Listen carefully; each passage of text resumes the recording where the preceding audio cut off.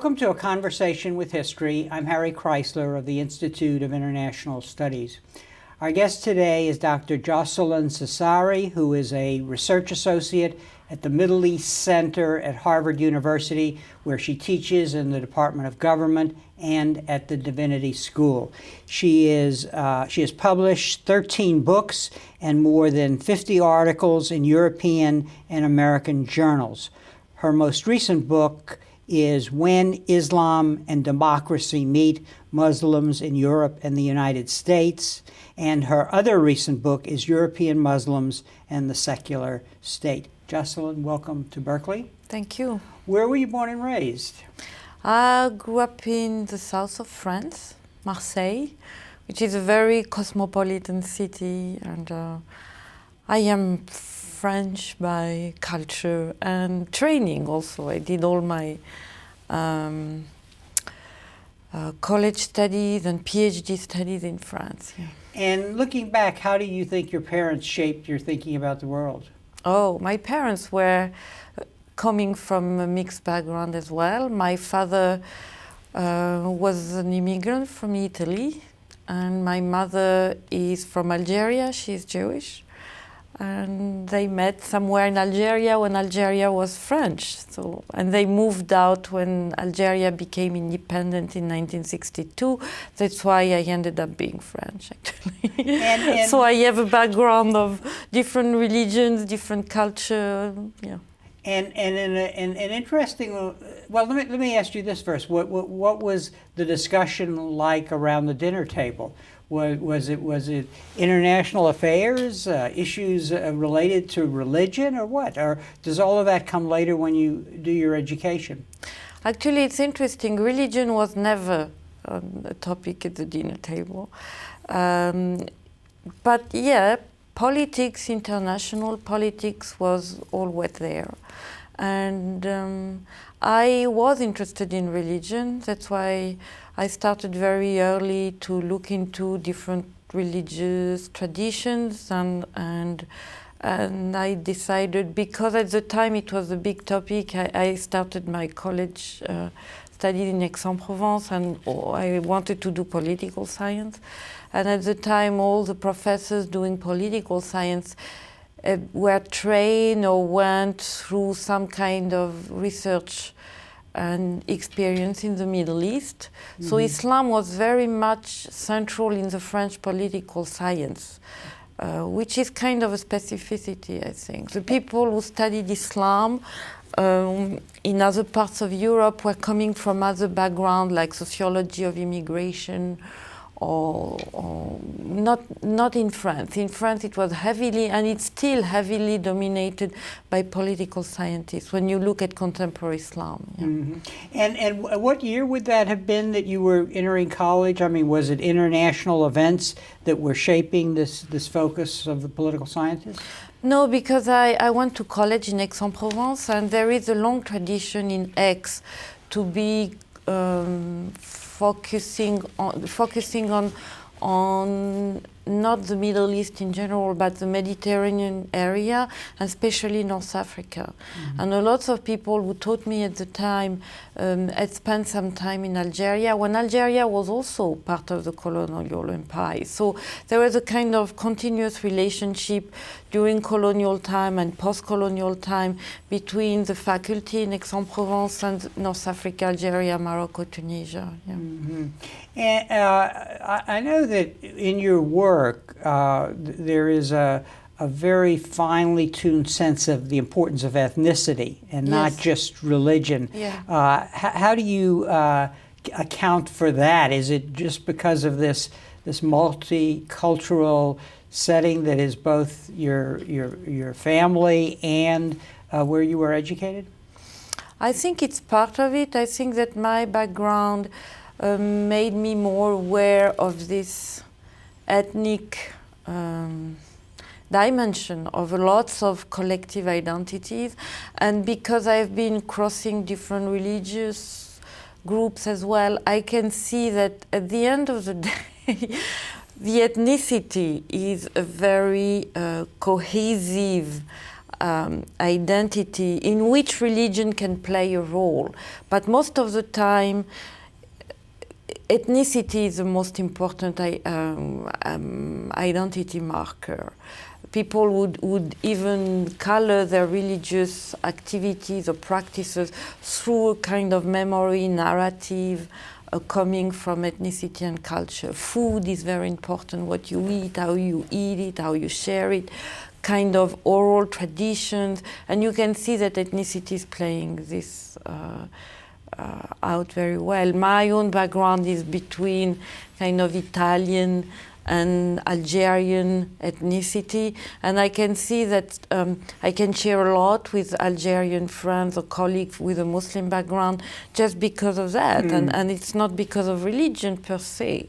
What is interesting to me is when people are not always aware of this distinction between ethnicity and religion and tend to attribute to religion all this specificity that has more to do with culture, actually. And France is a place that prides itself on a sort of a commitment to creating a universal citizenship and so on, but sometimes the dream doesn't match the reality. Yeah, absolutely. I mean, the French narrative, and when I say narrative here, it refers to the public culture in France, which is very strong. And I know, living now in the US, how can this can be very surprising for American citizens or colleagues. But the French state has a long tradition of shaping the public space and imposing upon the public space a public culture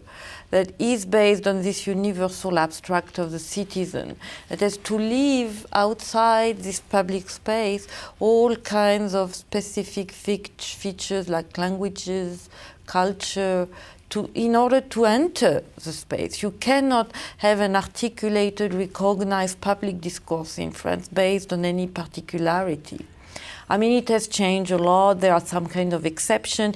If you think of the remaining French territories in the Caribbean, or you can see that this is not really applied this way in this old part of the remaining part of the colonial empire. You can also see that some territorial minorities like Brittany's, Corsican, and I have also connection with Corsica through my father, have been resisting a lot in the last, let's say, 25 years, 30 years, this kind of definition of an abstract citizen. So it's not like it's making the consensus anymore. It used to. There was a time between the two World Wars and until the end of the Second World War, where all minorities were ready to accept this pact of the abstract citizenship in order to get socially promoted. Today, to abandon or quit your ethnicity or specificity would not automatically open the door of social promotion. So you have more and more resistance to that. Now, you have worked in the United States, and in the book that we're going to talk about in a minute, you make comparisons of Europe with the United States. What do you see as the difference with the U.S. before we talk about Islam in terms of its ability to be resilient and assimilate and deal with diversity? I mean, what is very striking to me is that the public culture of American society is based on universal principles. But it doesn't mean anymore, especially since '65 and the civil rights movement, it doesn't mean anymore that it's flavored or shaped by one particular ethnicity or one particular culture.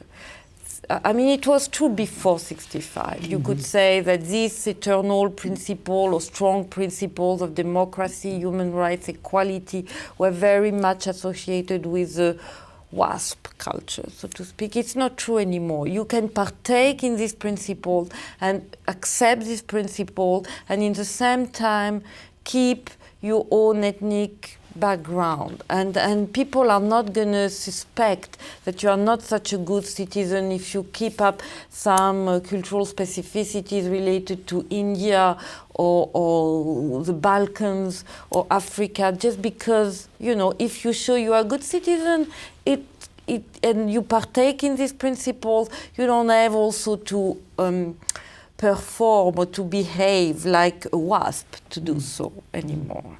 And I think this makes a big, big difference. One of the topics that has been the focus of your research is Islam in the West, and I want to walk you through now some of your thoughts on this very important subject. And so let's begin with Islam itself, and at the beginning of your work on when Islam and democracy meet, you pose the question, does the fact of being Muslim indeed constitute some kind of extraordinary situation that makes assimilation and acculturation difficult or impossible? That's the question you're grappling with. I want to start, because I know the thrust of most of what you're saying is it can assimilate, but let's look at the elements in the religion that resist such assimilation, because there are elements there. Talk a little about that. Yeah. Muslims coming to the West, especially in Europe, it's less true in the American context, are coming from societies where religion is religion of the state or religion of the majority. So it does shape in a very specific way their religiosity, their practice, their identity as citizens and individuals. So when they arrive in a secular, democratic context, what interests me here is not so much the fact that they are a minority. There have been Muslim minorities across history. This is the first time that the debate on Islam and democracy is not only a theoretical debate, like it's happening in the Middle East now. Everybody is looking for the signs of democratization. And I can also fill up this room with books and articles and position about this particular possibility or not.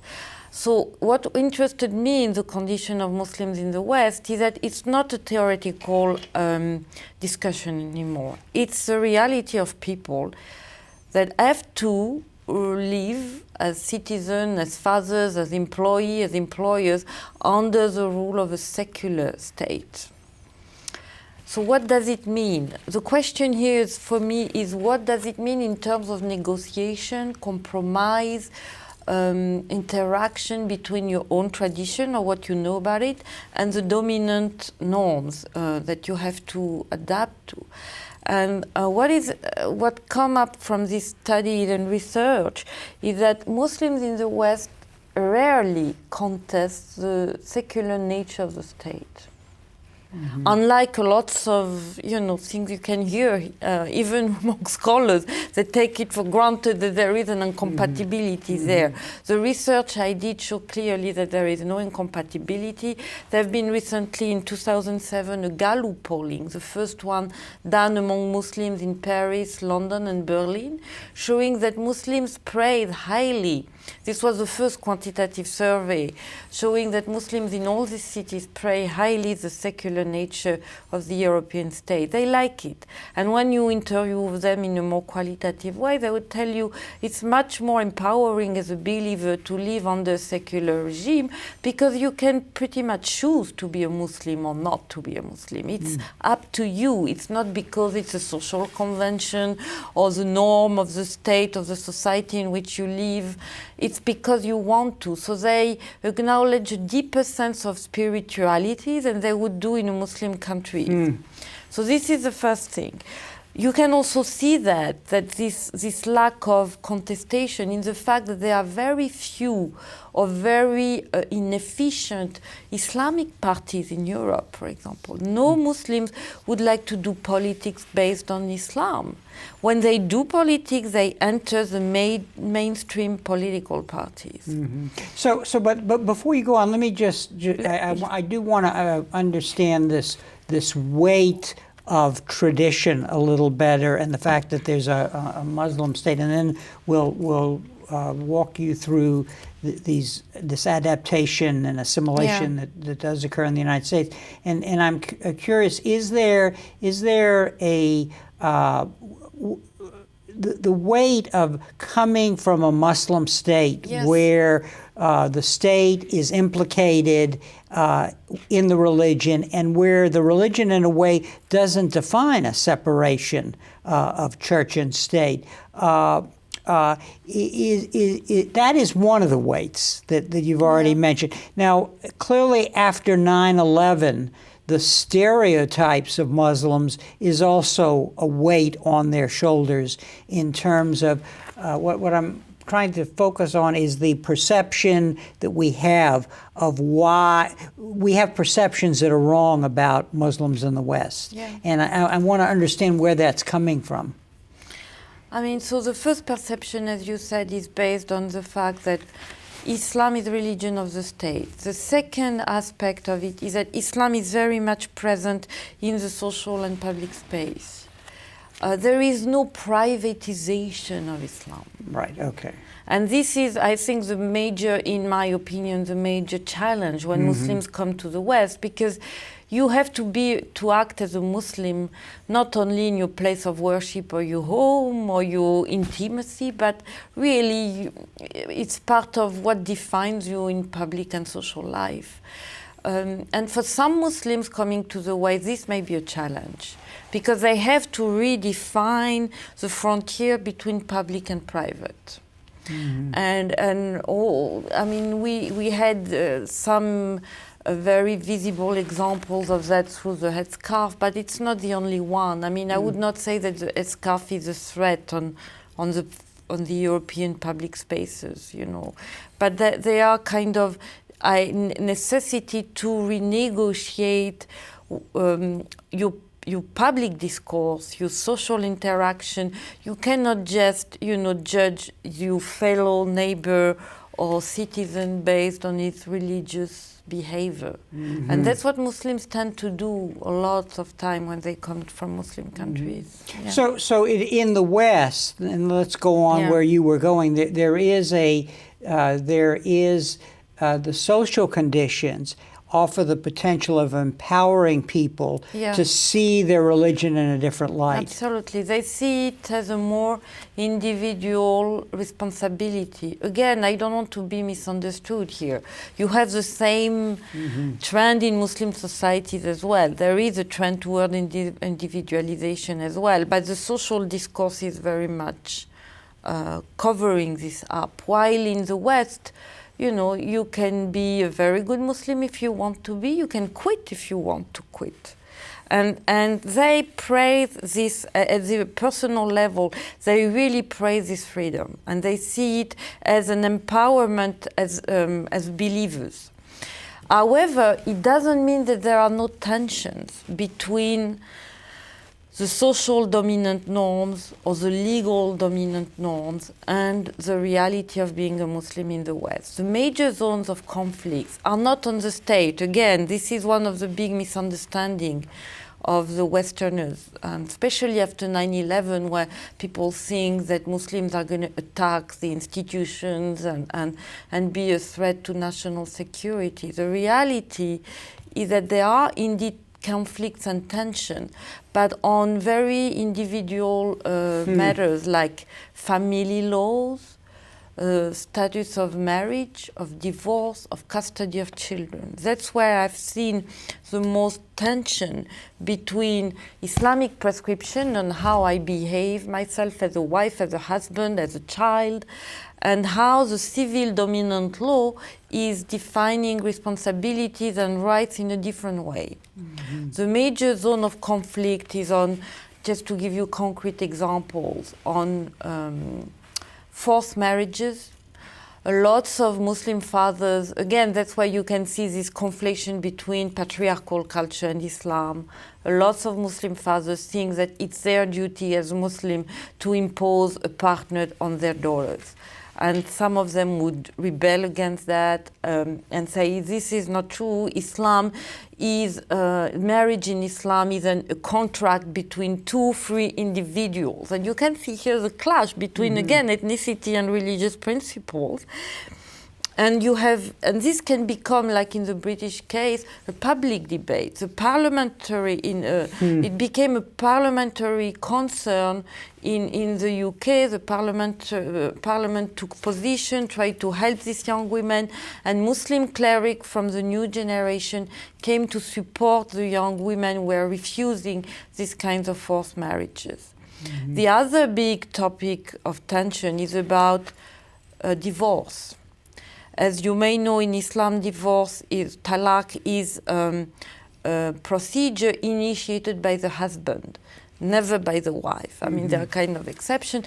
So you have a lots of possibilities, including the fact that a couple can be divorced civilly by the court of the dominant society, but the husband, in kind of retaliation or pressure on the wife, can refuse to give her the talaq, the religious divorce. And then that's what the British call the limping marriages. She is civilly divorced, but not religiously. And this is where suddenly you can see tensions. And what interests me is how this kind of tension can be solved or resolved by a new religious discourse. And this is happening in the West. Muslim leaders divorcing the husband, which they would never do in a Muslim country, and taking the position and support in favor of the wife and supporting the wife. Same kind of tension on custody of children when you have inter-religious marriage. As you may know, in Islam, the father gives not only the name to the child, but also the religious identity. So he has a responsibility in educating his children in Islam. So when he divorces his wife, and if the wife is not Muslim, then it can create tension on who is the guardian of the children. And most of the time, according to Islamic law, the father should remain the guardian of the children, while the dominant civil law, as you know, tend to give this privilege or duty to the mother. And then you have can become international conflicts when the father is also citizen from a Muslim country. Then he takes the children with him, brings them back to the country, and said, I don't want them to go back to their mother. You know, you have the movie known and renowned, Never Without My Daughter. It does illustrate this kind of conflicts happening. So the point here is not to say, oh, Muslims don't claim an Islamic state in the West, so we are okay. Yes, in some ways, this is not the major issue, but there are other issues happening at the level of family and status of women that create a lot of tensions. So the paradox is, you may know or remember, the Archbishop of Canterbury 2 years ago issued a statement saying that it was about time to consider Sharia in the West and in the legal system of Western societies. My research shows that this is already happening. The judge across the courts in Europe and in the US know about Islamic law because they have to deal with family issues of this sort. I just So what you're the blinders that we have developed toward Islam, especially after 9/11, yes, say talking now in the United States, and the kind of the misunderstanding of the intellectual discourse in Islam has not taken the account of the extent to which Islam and Muslims change in the West by virtue of their living here. And you've identified two things. One is private religious decisions on the one hand is really key. You know, well, how am I going to rethink my religion in the face of the situation?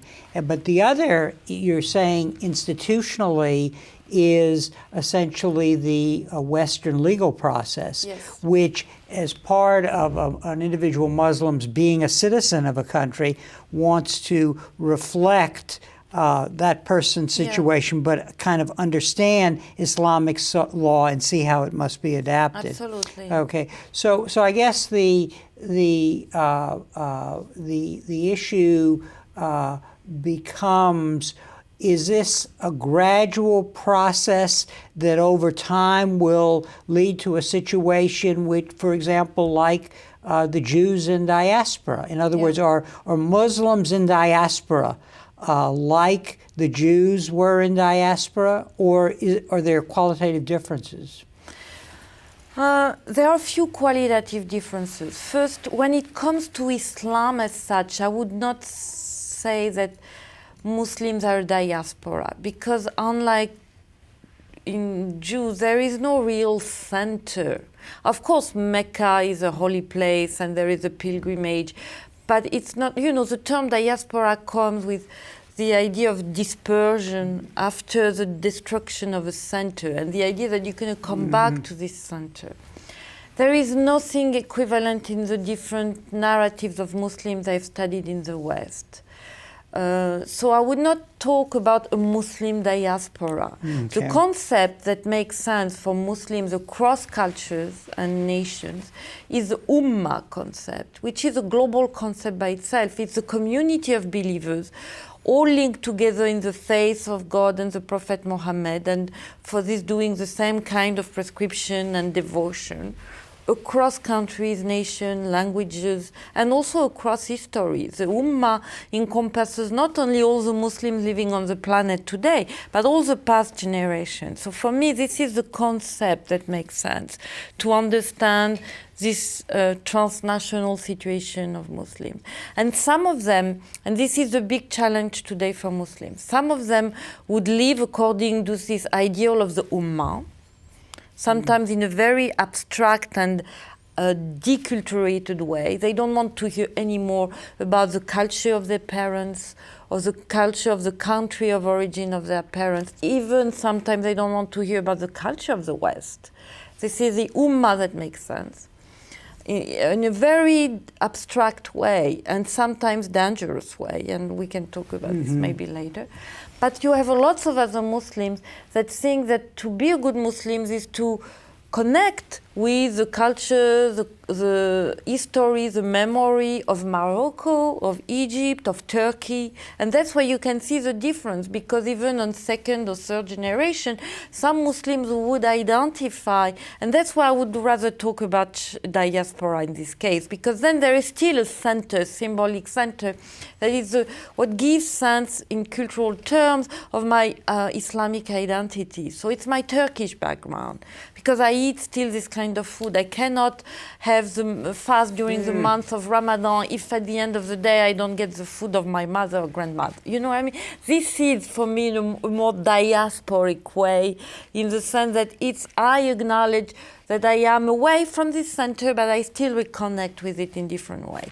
And I have seen that among Pakistani, among Turks, among people coming from African countries, from Iran. They all tend to live Islam within the boundaries of these ethnic or national groups and connect with it at some moments. So this is the tension. The one who connect to the abstract, deterritorialized Ummah, and the one who connect to Islam through national, cultural, ethnic links, Moroccan, Egyptian, Turks, Iranians, Kurds. So what then becomes interesting here, you are a student of political science, Yes. is that this nuanced subtlety that you're describing gets implicated in the politics of the Middle East, Absolutely. the identification with the homeland, and there is a real opportunity for actors at various levels, whether terrorists or governments that the people identify with even though they've traveled, or even Western foreign policy, to hijack meanings. Absolutely. That do not reflect the subtlety that you're describing. Yeah, this is a very good point, actually. Across these studies, we have witnessed different kind of intrusion, actually, of state interest and political interest on these different identities. The first one is for the diasporic kind, the one who connect to countries or cultures of origin. Some states are very intrusive on the definition of Islam in the West. In Europe, for example, Turkey Algeria, Morocco, have been very active in working closely with European states, especially France and Germany, to define what is Islam in the country. And since 9/11, they have even gained more political resources to say we're going to protect our foreign, our nationals or ex-nationals from the spread of terrorism or radical Islam. One. So this is still going on. I can see also the play out of diasporas like Pakistanis, even Palestinian diaspora in the US, and how they still connect with, for example, Pakistan and try to be involved in the politics in Pakistan. So this, you're absolutely right. This is one.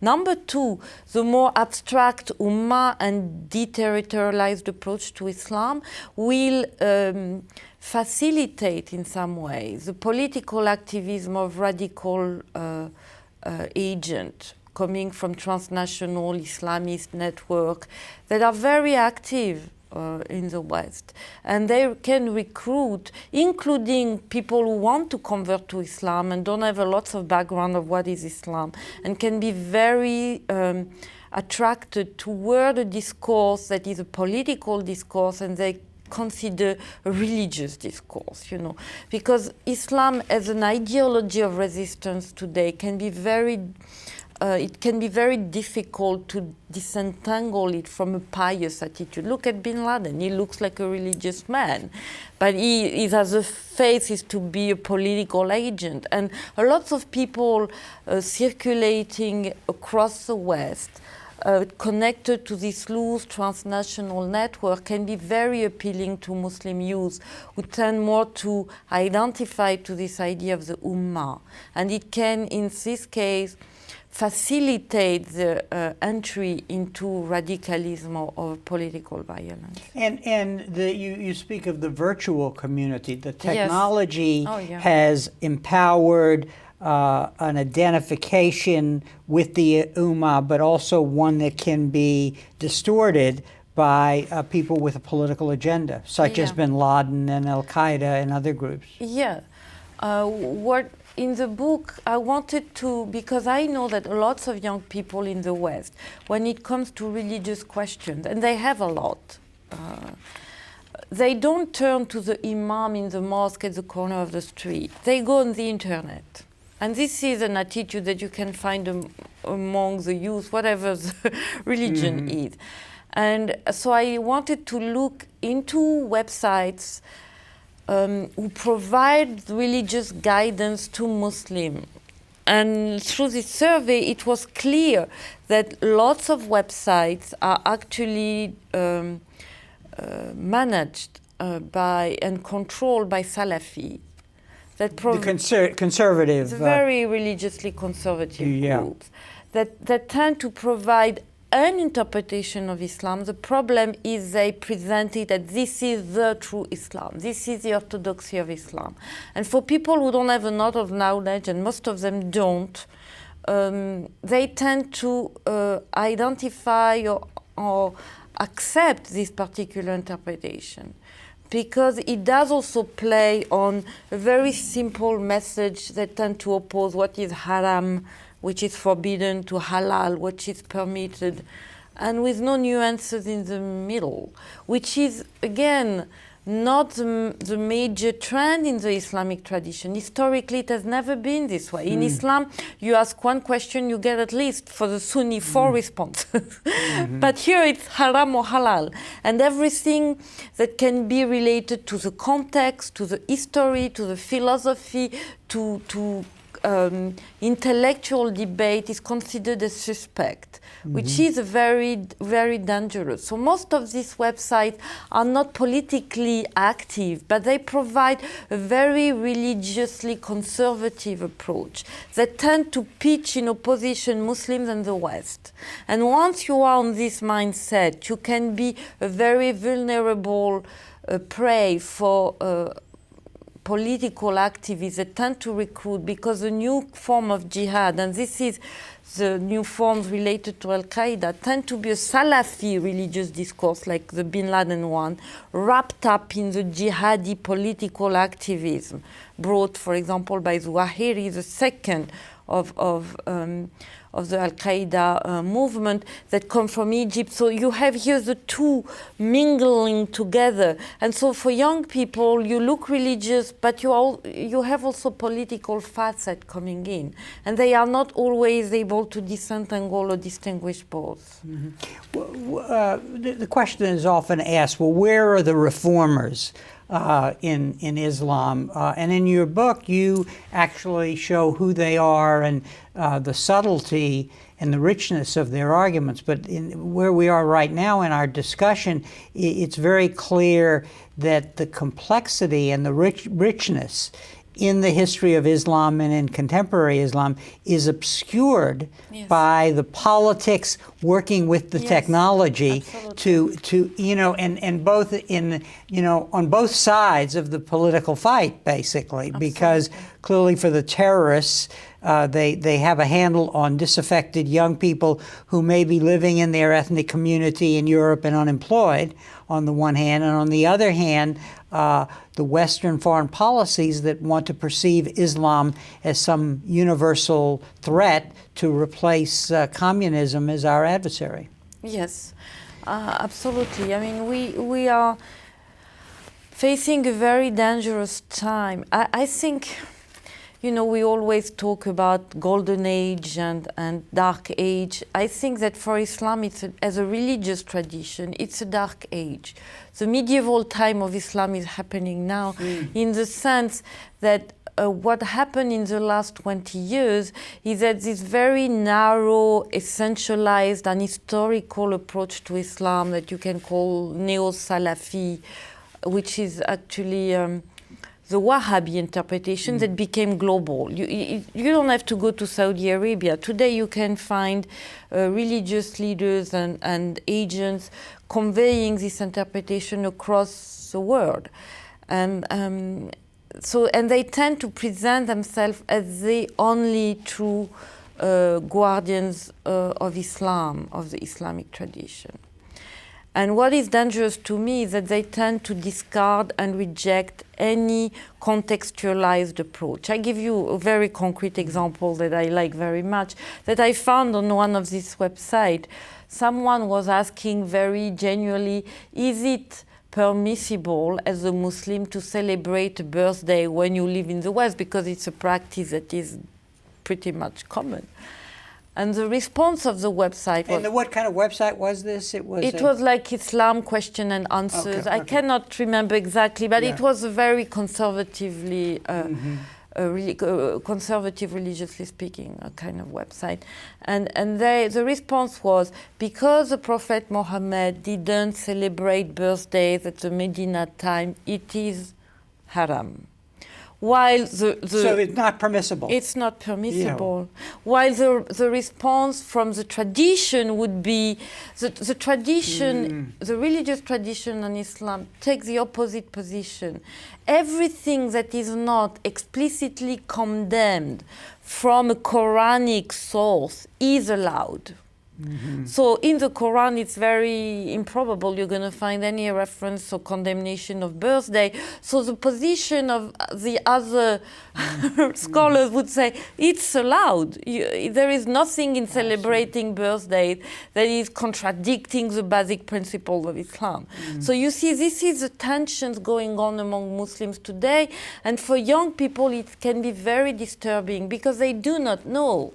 And they tend to consider the West as a major, even if they live in the West for some of them, as a major threat on their religious identity. And the Salafi response tend to play out this fear among them, while a grounded, traditional religious response would, on the contrary, downplay the fear and say, it's okay, you can be a good Muslim and wear a suit, you can be a good Muslim and celebrate birthday, you could be a good Muslim and go to college, you see. And so I can see among Muslims in the West a trend trying exactly to counter this global doxa of Salafi or neo-Wahhabi interpretation. And it's very interesting that, in my opinion, the big fight is not going on today between Islam and the West. It's going on among Muslims themselves to break down this very narrow-minded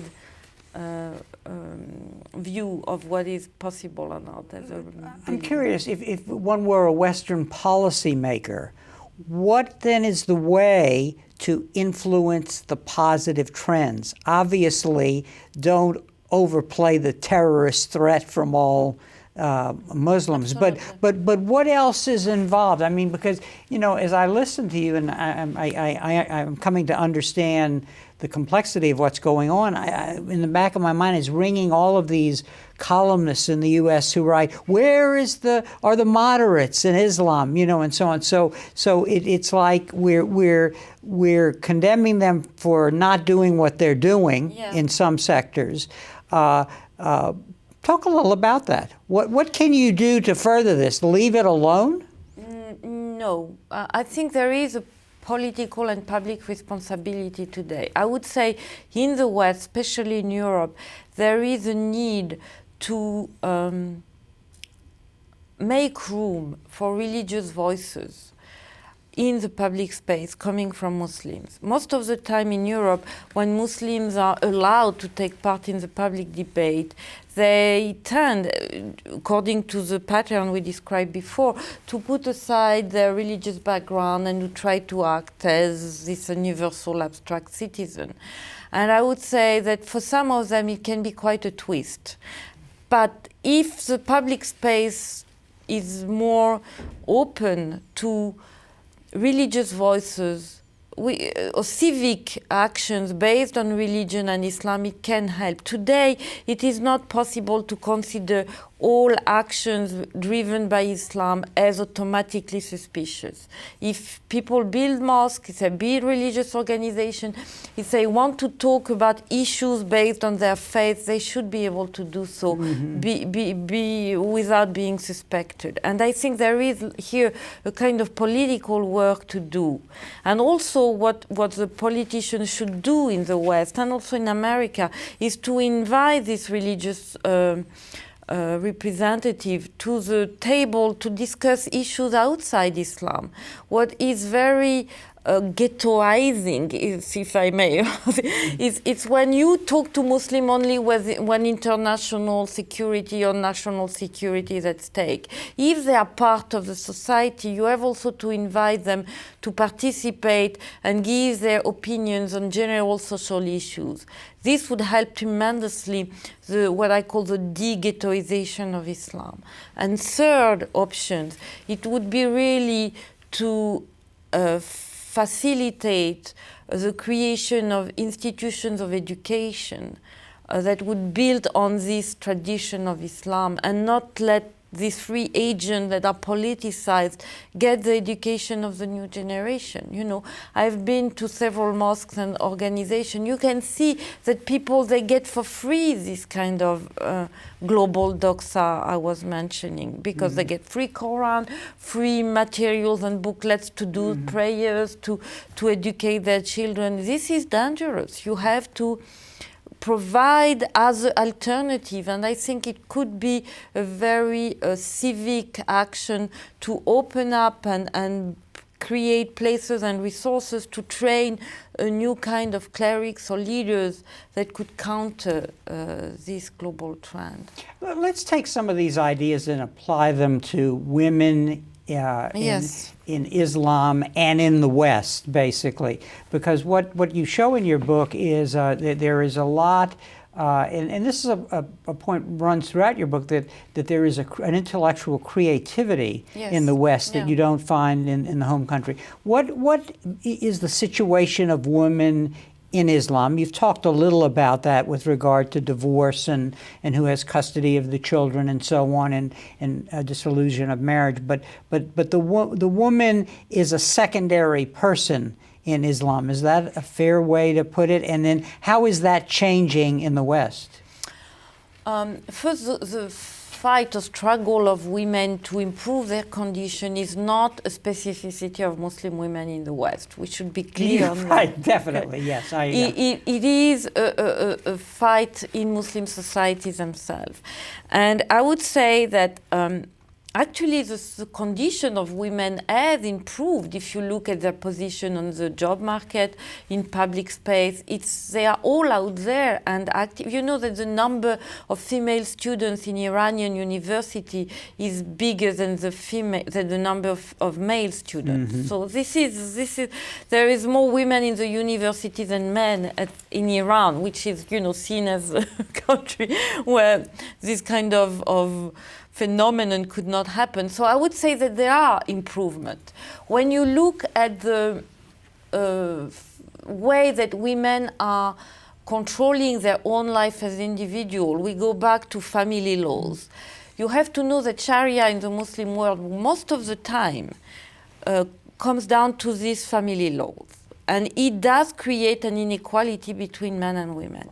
At the same time, because of the fight of this women's group in the last 50 years, there have been improvements. For example, Morocco has reformed the civil code a couple of years ago to grant a complete equality between men and women in the divorce procedure and all that.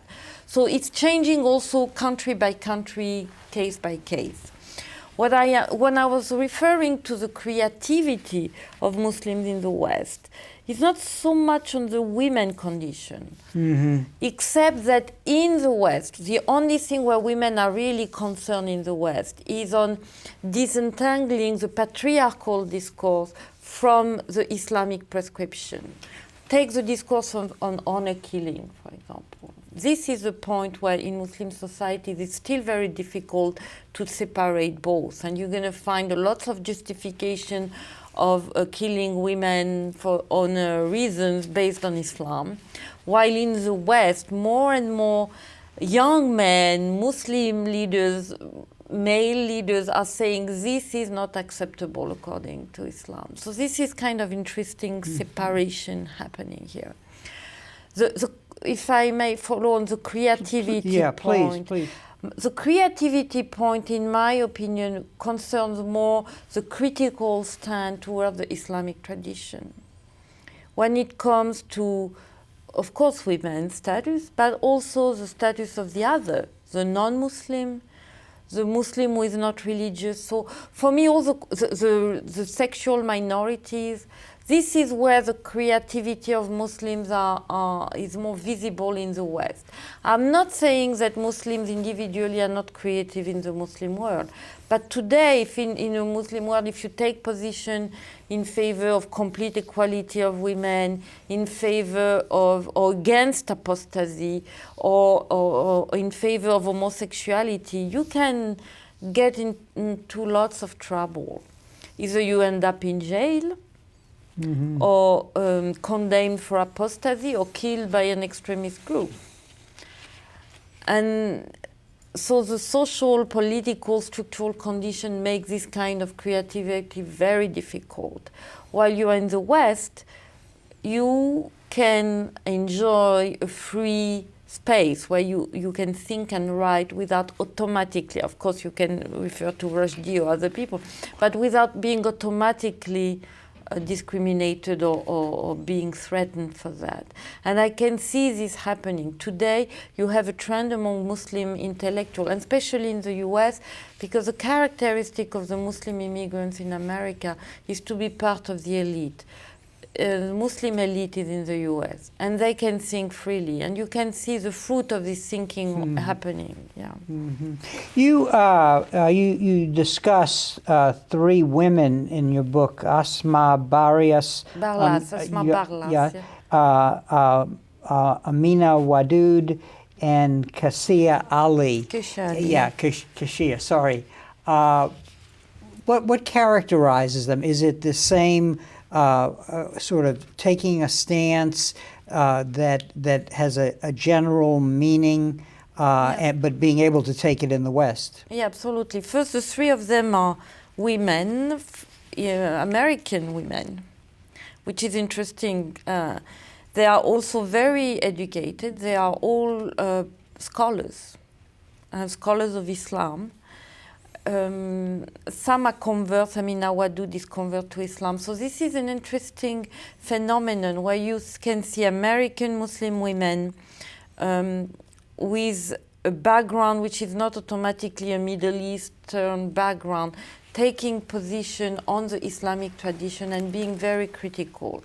The most paradigmatic example of that is the work that Amina Wadud has done about promoting a complete equality between gender in the Islamic tradition, to the point that she's challenging today the leadership of men on religious matters. She's the one who in 2005 led for the first time a congregational prayer as an imam. I mean, there is no problem for a woman leading a prayer as an imam as long as she's only leading a female congregation. But for a mixed-gendered congregation, it is an issue in the tradition for a woman to lead. So she has taken this kind of position, but she has done a tremendous work to read the Quran, to ground in theological argument or hermeneutics of the Quran this position in favor of complete equality. Her take is to say the Quran is not misogynistic. The Quran considers individual as individual. And there is a distinction according to gender in terms of biology. What the Quran doesn't do is to connote positively or negatively, to connotate positively or negatively this biological difference. So it's indifferent. The Quran is indifferent to whether... No, I'm sorry, I'm not clear here. The Quran is not indifferent. It does acknowledge the gender difference because it's a biological difference. Mm-hmm. What the Quran doesn't do is to put this biological difference in a sort of scale or gradation or evaluation plus for men and minus for women. Even if there are some verses that have been advanced, and she talks about it where for example, there is a verse in the Quran where it said that God prefers men. I mean, I'm translating very roughly here. So, but what she wants to say, I mean, she goes through an hermeneutic of what is man in Arabic and how you can use it in different ways, socially connoted or biologically connoted. And what she says here is that it's a social meaning, and if today the woman has a capacity to act like a man socially, there is no such a preference based on biology. The distinction here is about sociology. So in other words, in the world of today where women can be more educated, can lead a family, there is no need for men to take advantage of women in this sense. And she goes back to the Quran to do this kind of interpretation. And she said we cannot rely on the traditional interpretation that has been done by men and with an obvious patriarchal bias to codify sort of social differentiation and inequality between men and women. Mm-hmm. You quote two women in different parts of your book, and it was interesting because the West gives choice and opportunity, and that can lead to different directions, yes, neither of which is threatening to the West in a broader sense. So you quote one woman who observes the 5 pillars of Islam but does not cover her head. I wear the veil on the inside, yes, you quote her as saying.